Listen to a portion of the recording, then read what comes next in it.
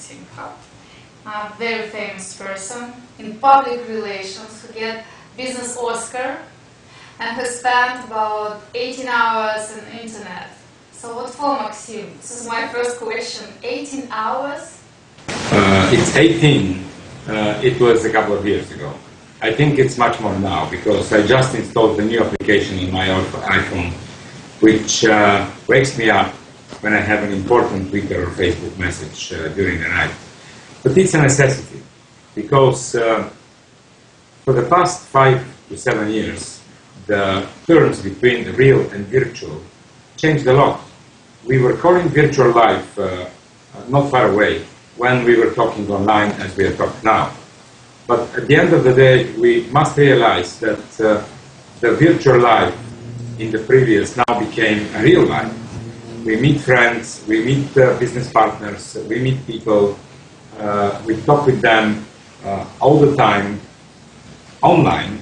So this is much more real life than the virtual one because we meet our friends much more often online than offline. What is effective communications? What is that?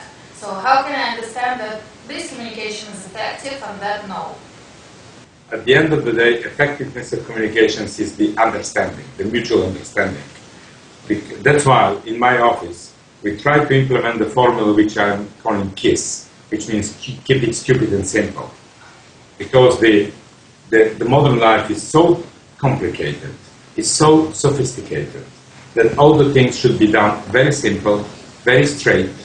And I think that the effectiveness of communications might be generally judged, if it's not business, of course, if it's not sales. If it's sales, then it depends on the product. It depends on the market niche, it depends on the competition, on the price policy, and many other factors. But if it's just a communication, I think that the mutual understanding and the positive messages which might be exchanged in between are the judgment or the measurement of the effectiveness of these communications. Because very often, a lot of misunderstandings occur online, offline even, but especially on Skype. People send a message very positive, but written in the wrong way. And the other side gets the message very negative. Yeah, the common situation. And jumps immediately against and says, how come? You hurt me. And then you can say, wait a minute, I send a very positive message. I would like to make business with you or to establish good communications with you. So very important is that we choose our words. We choose our punctuation even. We choose the way we send this message. And if there will be a positive outcome or a positive response, then that's the first point to judge that our communication was effective. I think that nowadays there is a big difference between the communications in politics and communications in business relations. So if it concerns politics, especially politics in Central and Eastern Europe, especially politics in Russia, I mean the new and fragile democracies, which are built by generations which do not understand a lot of political relations and do not have a lot of heritage and enough background how to communicate in politics. It's extremely complicated and delicate. For my understanding, to be honest, to be straight ahead, to communicate as much often as you can, it's very important for each politician.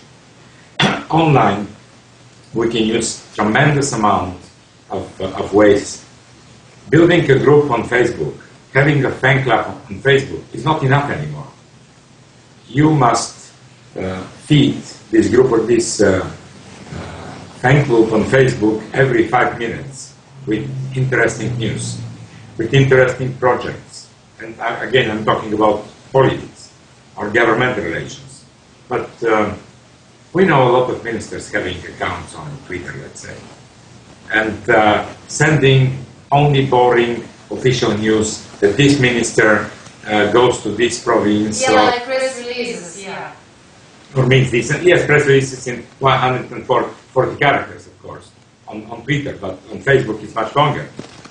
I think that the people who communicate online must realize that they have their voters in front of them. They don't have monitors.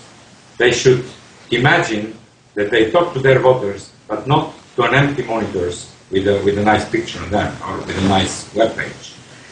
And this is one of the most important keys to success. Number two, the modern communications brings a lot of opportunities for interactive communications.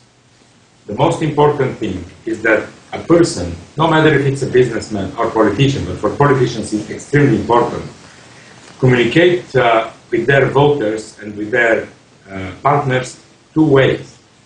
It's very often that politicians, they send their messages and they don't care afterwards. And they say, okay, we said to the people that I will bring the taxes down if I am elected. Or I will repair whatever street, or I will cut the noisy railway station from this part of the city if I'm elected. And that's it. Wait a minute. Listen to the voice of your voters.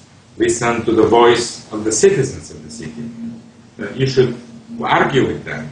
You must put on the table your arguments, and they must put on the table their arguments. And it's so easy now, because you don't need even to have a table. You should have just a nice forum, or blog, or social network. And if a politician is quite educated and quite, I would say, clever and wise and modern, to realize that the strength of the online communication is not only a fast delivery of a message, but also a two-way communication, even 1 millionth way, not only two-way. Do you know which are the most populated countries in the world? No. It's China. Yeah, okay, so China, India, like Indonesia. No, Facebook. Sorry. Facebook is a huge country. It's the world. It's not a country. If Facebook was a country, it would be the third largest country in the world, because at the moment there are almost 600 million of users. Airfares, no airplanes, no railways, no time to deliver the message or whatever from one place.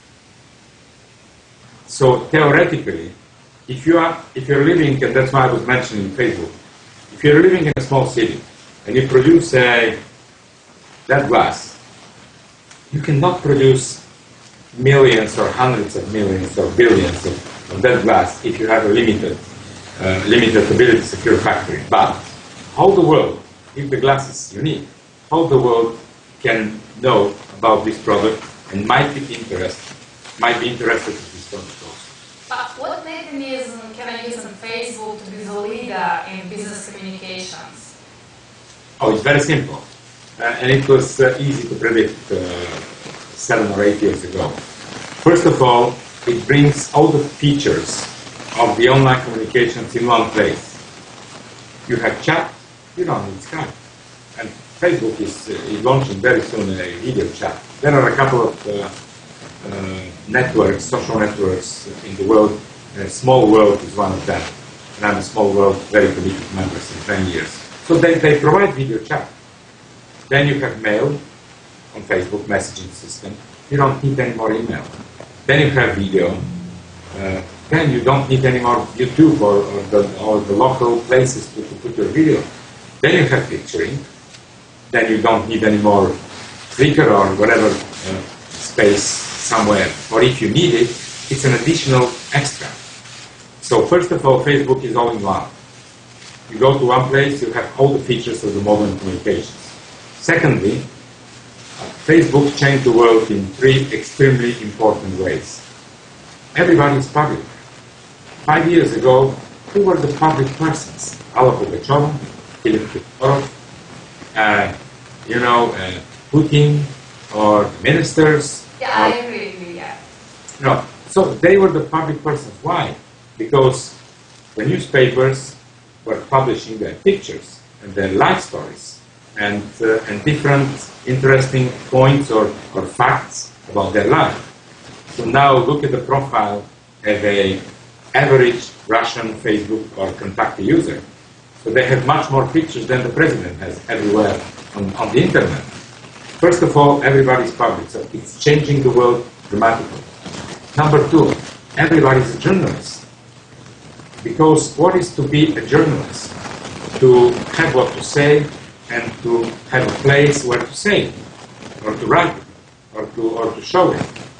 So now on the internet, especially on Facebook, everybody's practicing journalism. But not only Facebook, also blogs, also different ways, even Twitter. Short, to the point, but it's journalism. So 5 years ago, to be a journalist... Yeah, I know, because this is my profession, my first profession, so... But you needed to have an education. Then you needed to have a special license to say, it's my press card. Доброе утро, я журналист, and that and that. But now, you don't need this. Because all we are media. All we have media in our hearts, in our brains. Number three, I think that Facebook changed the world in a way that almost everyone became a public relations expert. Why we have our profiles online? To promote ourselves, or to show that we have disabilities, that we have this picture, that we've been to these places, that we shot this video, that we have whatever opinion. So it's the business of the public relations expert. So that's why I think that the social media, and we mention Facebook because Facebook is the largest one. У нас есть рейтинг Фейсбука.